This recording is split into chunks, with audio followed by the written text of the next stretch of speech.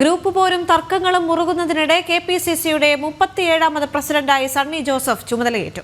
ഇന്ദിരാഭവനിൽ നടന്ന ചടങ്ങിൽ കെ സുധാകരൻ സണ്ണി ജോസഫിന് ചുമതല കൈമാറി. അതേസമയം വിടവാങ്ങൽ പ്രസംഗത്തിലും നേതാക്കളെ പരോക്ഷമായി വിമർശിച്ച് കെ സുധാകരൻ. തനിക്ക് ആരെയും ഭയമില്ലെന്നും വരാനിരിക്കുന്നത് വിശ്രമമില്ലാത്ത നാളുകളെന്നും നേതൃത്വത്തിന് സുധാകരൻ മുന്നറിയിപ്പ് നൽകി. KPCC പ്രസിഡന്റായി സണ്ണി ജോസഫും വൈസ് പ്രസിഡന്റുമാരായി PC വിഷ്ണുനാഥ്, AP അനിൽകുമാർ, ഷാഫി പറമ്പിൽ എന്നിവരുമാണ് ചുമതലയേറ്റത്. ദേശീയ സംസ്ഥാന നേതാക്കളടക്കം പങ്കെടുത്ത ചടങ്ങിലാണ് അധ്യക്ഷന്റെ സ്ഥാനാരോഹണം. അധ്യക്ഷ സ്ഥാനത്ത് നിന്നും അനുവാദമില്ലാതെ മാറ്റിയതിലെ അമർഷം ചടങ്ങിലുടനീളം സുധാകരനിൽ കാണാൻ കഴിയുമായിരുന്നു. നേതൃത്വത്തിന്റെ തീരുമാനത്തെ അംഗീകരിക്കുന്നു എന്ന് പറയുമ്പോഴും തന്നെ നിലയ്ക്ക് നിർത്താൻ ആരും മുതിരേണ്ട എന്ന നിലപാട് തന്നെയാണ് സുധാകരന്റെ ശരീരഭാഷയിലൂടെ വ്യക്തമാക്കുന്നത്. തനിക്ക് ആരെയും ഭയമില്ലെന്ന് തുറന്നടിച്ച സുധാകരൻ പ്രസിഡന്റായ കാലത്തെ പ്രവർത്തനങ്ങൾ അക്കമിട്ട് നിരത്തിയാണ് വിടവാങ്ങൽ പ്രസംഗം അവസാനിപ്പിച്ചത്.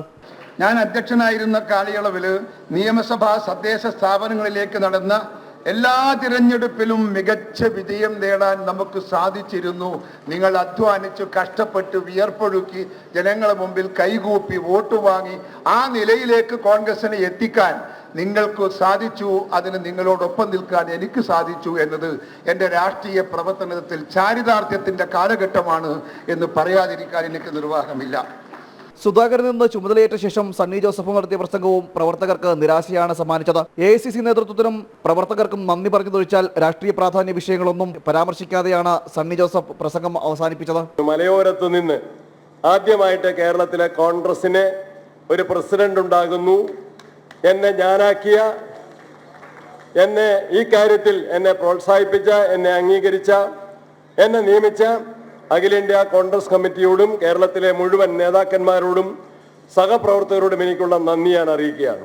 KPCC അധ്യക്ഷ സ്ഥാനത്ത് പുതിയതായി ചുമതലയേറ്റ സണ്ണി ജോസഫിന് കടുത്ത വെല്ലുവിളിയാണ് മുന്നിലുള്ളത്. ഗ്രൂപ്പ് വഴക്കം തമ്മിൽ തല്ലുമായി നിൽക്കുന്ന പ്രവർത്തകരെ ഒരുമിച്ച് കൊണ്ടുപോകുക എന്നതാണ് സണ്ണി ജോസഫിന് മുന്നിലെ വെല്ലുവിളി. പാർട്ടിയെ കേഡർ സംവിധാനത്തിൽ എത്തിക്കാൻ മുന്നിട്ടിറങ്ങിയ സുധാകരന് പോലും പിടിച്ചു നിൽക്കാനായില്ല.